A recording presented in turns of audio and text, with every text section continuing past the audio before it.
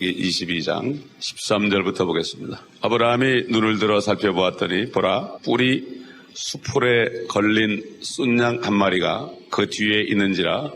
아브라함이 가서 순양을 잡아와서 그의 아들 대신에 번제로 드렸더라.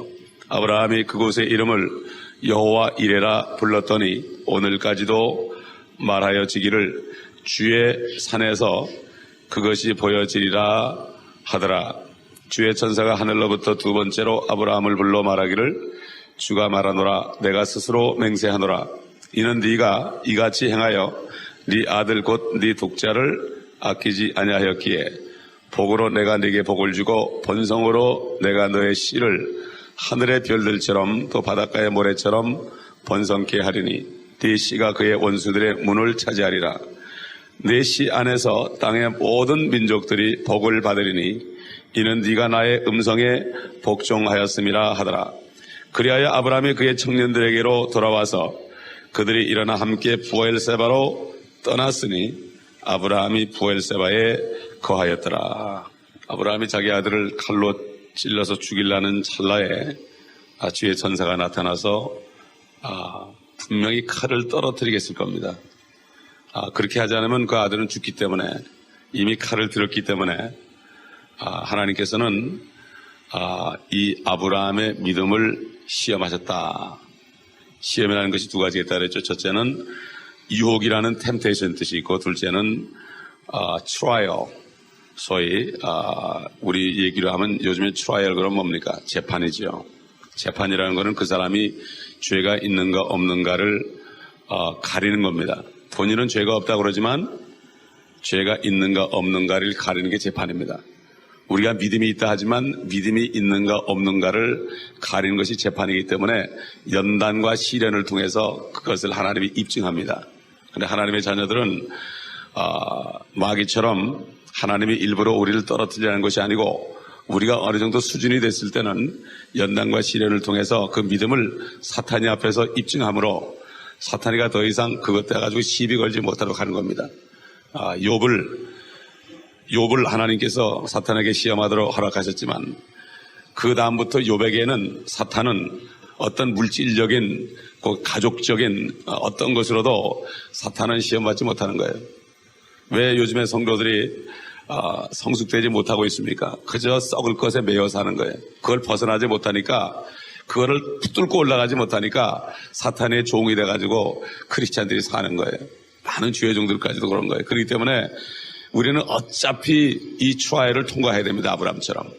이걸 통과하지 않고서는 안 됩니다. 사탄에게 계속 괴로움을 받습니다. 그렇기 때문에 하나님께서는 정말 네가 하나님만을 사랑하느냐, 하나님만을 믿느냐. 왜 그렇습니까? 창세기 12장이나 15장에 아브라함이 하나님을 믿으니 의로 여겼습니다. 그러나 의로 여겼기 때문에 이제는 실질적으로 마귀에게 시험을 하게 해가지고 하나님이 그 트라이얼, 테스트를 허락해서 이렇게 칼을 들고 완전히 이제는 행압으로까지 나갔을 때 스톱을 시킨 겁니다.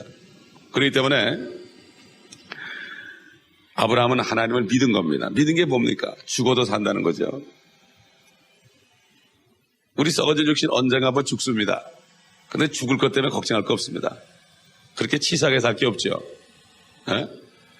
쉽게 말해서 살면 전도, 죽으면 천국입니다.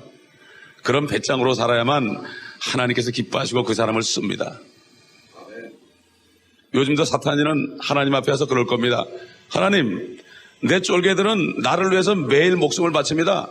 저 예루살렘에서 9.11 테러 때 일본 가미카제들이 나를 위해서 불 속으로 뛰어드는데 하나님의 자녀들은 그런 사람이 있습니까? 그렇게 얘기하실 때 만약 얘기한다면 하나님 마음이 얼마나 아프겠습니까? 그러나 옛날에 18세기, 19세기에 20세기에 들어서서 그때까지 필라델피아 교회 시대 사람들은 많은 사람이 순교했죠.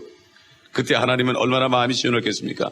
사탄이는 꼼짝 못했을 겁니다. 그러나 요즘에 사탄이는 하나님 앞에서 의기양양하게 그럴 겁니다. 당신을 믿는 사람이 있습니까? 나를 믿고 죽기까지 복종합니다. 나를 위해 죽으면 낙원에 가서 아름다운 처녀들과 함께 와인을 마시면서 산다고 그러니까 많은 이슬람들이 나를 위해서 초계처럼 목숨을 버리는데 당신의 자녀들은 먹을 것 때문에 전전긍긍하면서 치사하게 살고 있지 않습니까? 저는 이런 생각을 할 때마다 치가 떨리고 하나님 앞에 창피해가지고요, 내 자신이 하나님 앞에서 우리가 서가지고 사탄이가 우리를 참수할 때 하나님이 사탄의 앞에서 봤지, 내 종이다, 이렇게 인정받을 사람이 되어야 됩니다. 이런 사람이 멋진 사람입니다.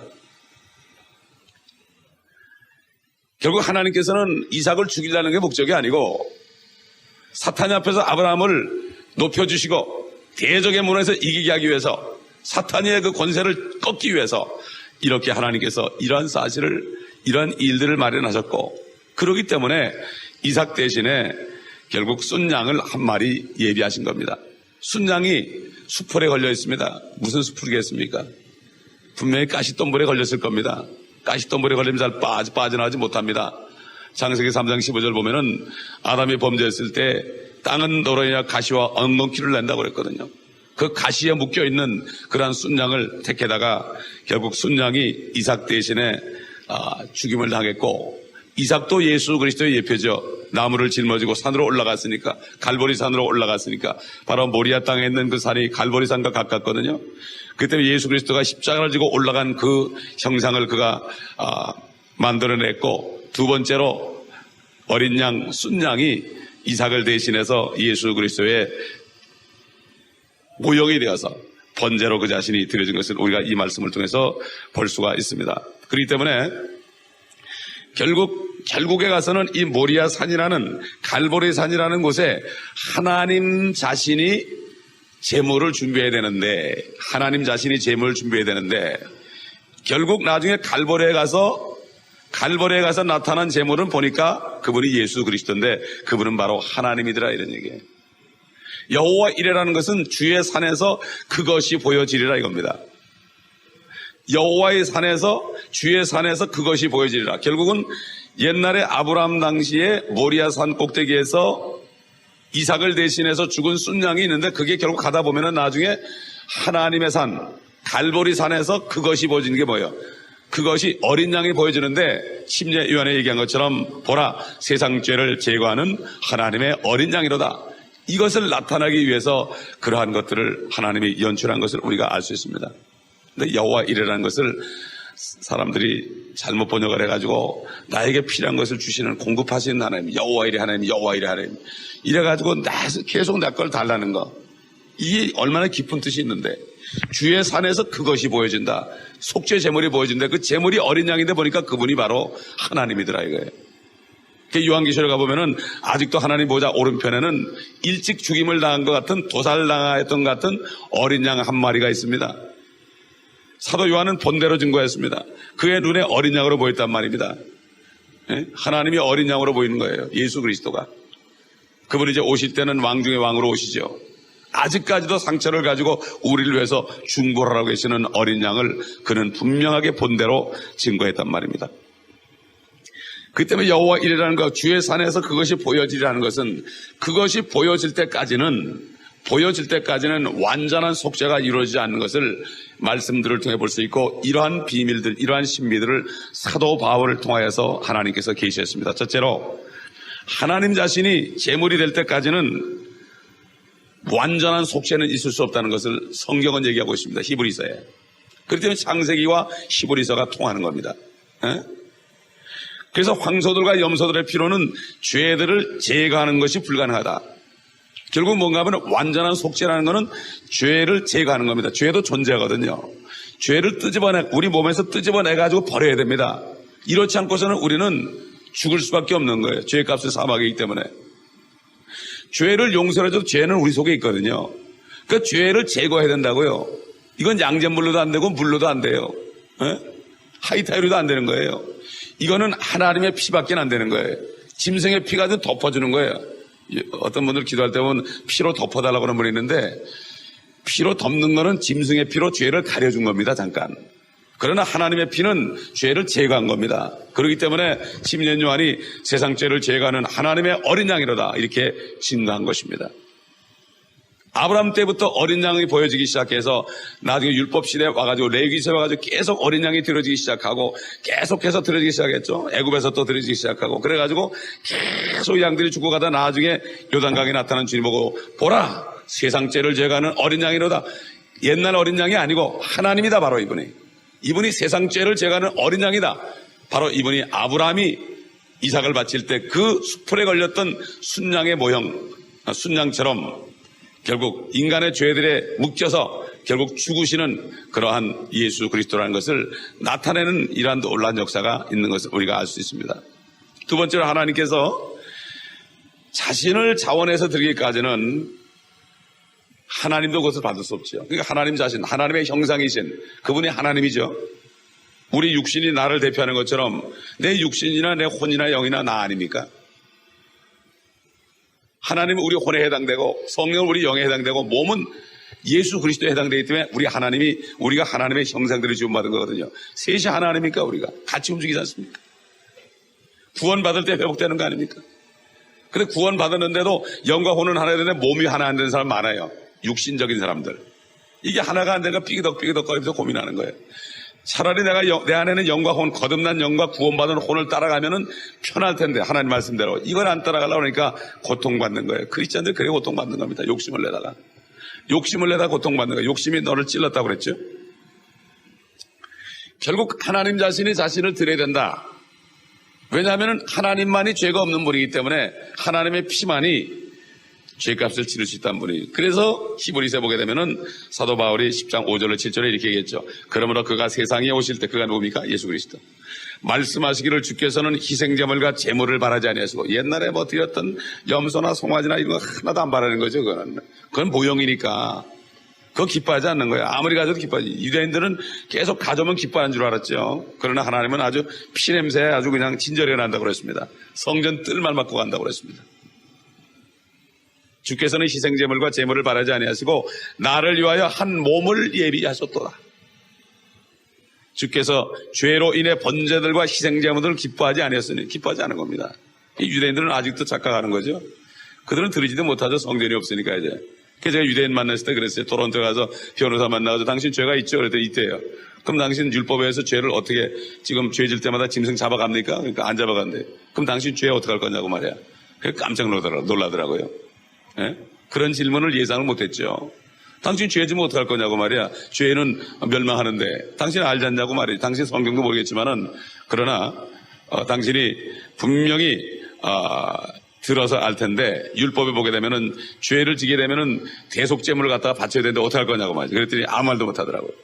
여기 보니까 희생제물을 기뻐하지 아니하셨으니 그때 내가 말씀드리기를, 오 하나님이여 보소서, 두루마리 책에 나에 관하여 기록한 것과 같이 주의 뜻을 행하려고 내가 왔나이다 하였노라 하셨도다. 결국 예수 그리스도가 오셔가지고, 하나님의 몸이, 하나님의 형체가 이 땅에 오셔가지고 사람이 되셔가지고 내가 여기 왔나이다. 그래가지고 요단강에서 결국 성령이 비둘기처럼 임하고 하나님 아버지의 음성이 들리는 가운데 침례인 요한을 통해서 그 예수 그리스도가 유대인들에게 증거됐고 우리에게까지 증거된 것이죠. 그 세 번째로는 창세기 3장에 인간이 범죄하고 그 죄값을 치르고 죄를 제거하기 위해서 십자가에 죽으시는 마태복음 27장 그리스도의 죽음에 이르기까지 모든 희생제사는 죄 문제를 완전히 해결하지 못했고 임시적으로, 임시방편으로 그들이 멸망하지 않도록 육신의 죄만을 정결케 해서 그들이 멸망치 않도록 덮어주는 그러한 임시적인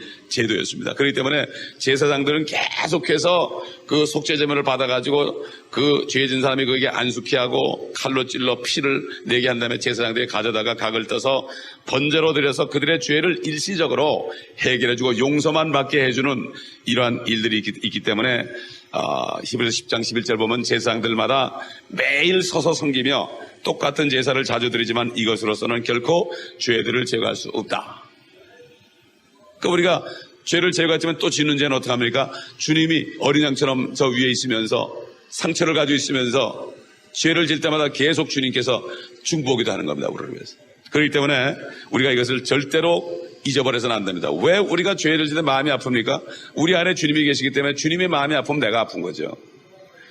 이제는 나는 죽었고 주님이 내 안에 있습니다. 그렇기 때문에 내가 마음이 아픈 것은 주님이 마음이 아픈 거지 내가 아픈 게 아니에요. 나는 죽었습니다. 그러니까 우리는 이렇게 기도해야 됩니다. 내가 마음이 아플 때 주님 왜 오늘 이렇게 괴로우십니까? 이렇게 기도해야 돼요.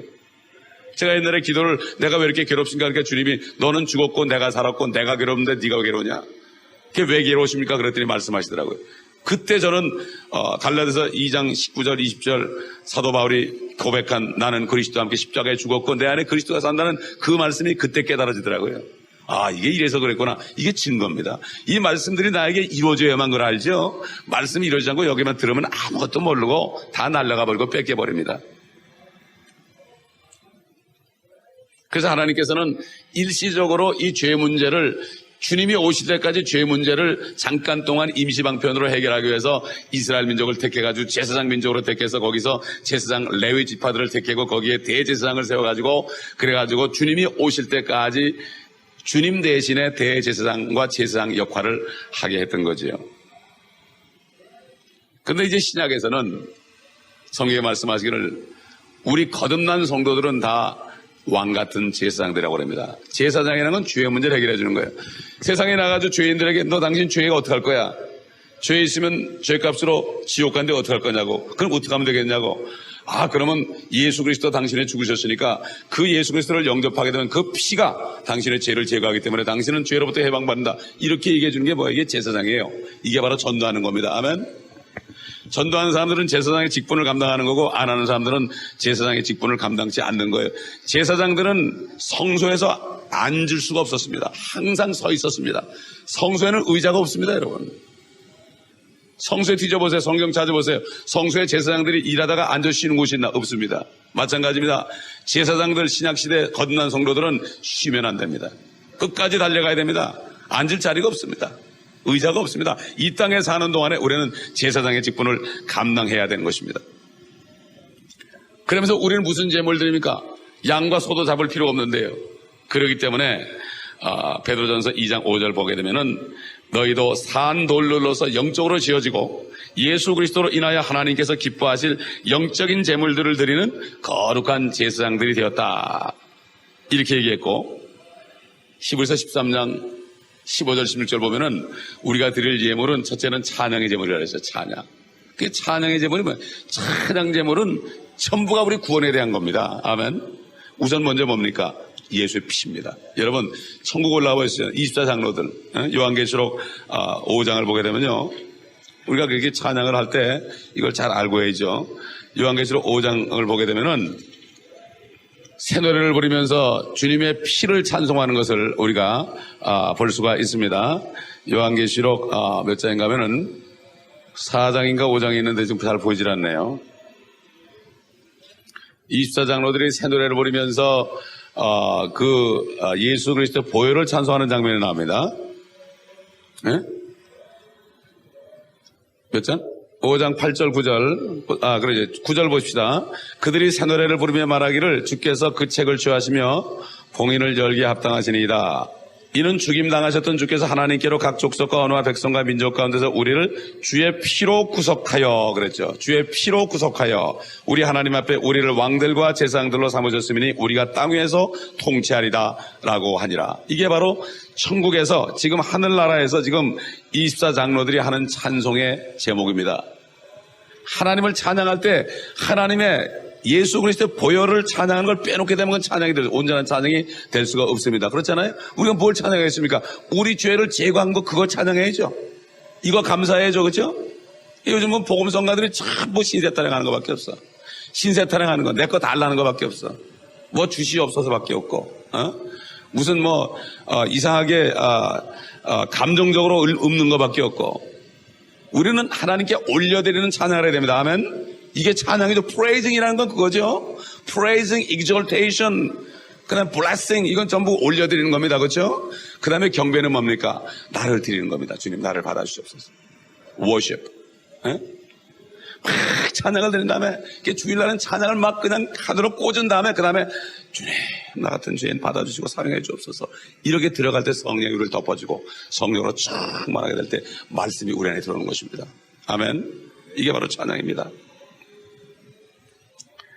그 때문에 사도행전 2장 이후에는 영원하신 갈보리의 주인 속죄를 찬양하는 이거밖에 없습니다. 어떤 옛날의 제사장들은 없습니다.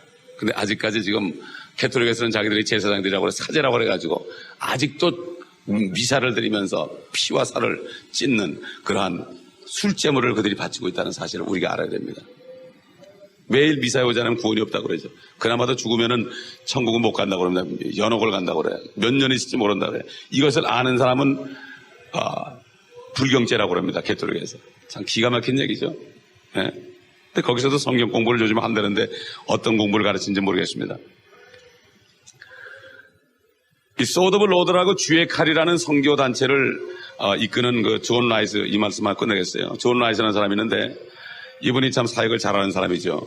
그런데 이분에게 어떤 사람이 찾아왔습니다. 그래서 뭐라는가 하면은 당신들 예수를 믿어야만 구원받는다 그러는데, 설교자죠. 설교하시는 분들이요. 에? 설교하는 분들이 예수를 믿어야만 구원을 받는다 그러는데 나도 예수를 믿고 싶다. 그런데 이게 도대체 무슨 말인가? 예수를 믿는 게 뭔가? 어떻게 믿어야 되는가? 나는 내가 생각할 때는 예수를 믿는다고 생각하는데 아직 구원받은 것 같지 않다. 이런 사람 많죠, 요즘에. 예. 말을 안 해서 그랬지, 교회도. 우리 교회도 있어요.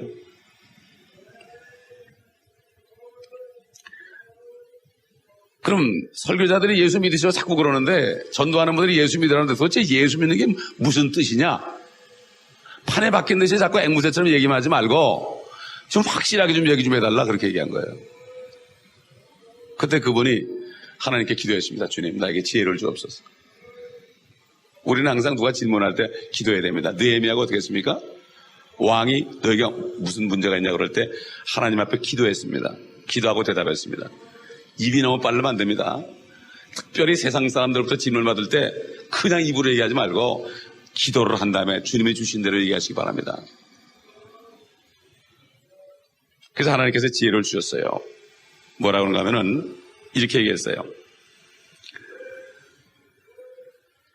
하나님께서는 구세주를 제공하셨지만 당신은 죄인을 제공하는 겁니다.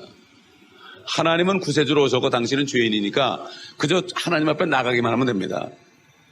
당신 몸을 제공하면 됩니다. 하나님은 구세주로서 몸을 제공했지만 당신은 죄인의 몸을 제공합니다. 이겁니다. 간단합니다.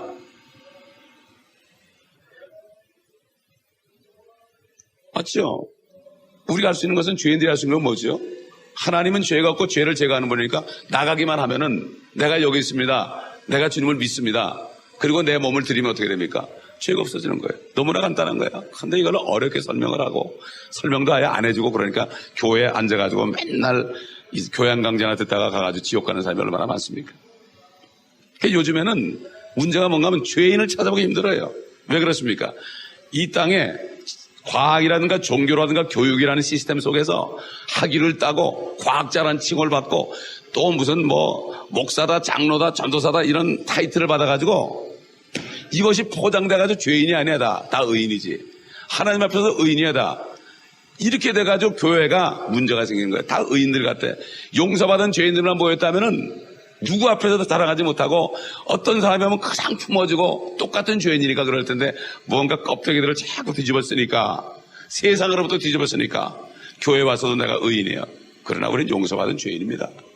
끝까지 용서받은 죄인입니다. 이 육신을 벗을 때까지 우리는 죄인의 모습을 보고 살아야 됩니다. 내가 죄인이라는 걸 항상 고백해야 됩니다. 그럴 때 우리가 어떤 사람이라도 품을 수가 있습니다. 요즘에는 내가 죄인이라고 얘기하면서 내가 지은 죄들을 고백하고 내가 이런 사람입니다, 이렇게 고백하는 사람이 별로 없어. 시침이 뚝 따고 있으니까 처음 오는 사람들이 어이구 나는 여기 올 곳이 아니구나 그러고 가는 겁니다. 우리 자신의 모든 죄들을 다 드러내고 과거 죄들을 드러내고 내가 이런 사람입니다, 나 같은 용서받은 사람이 올 곳 잘 왔습니다, 이래야 될 텐데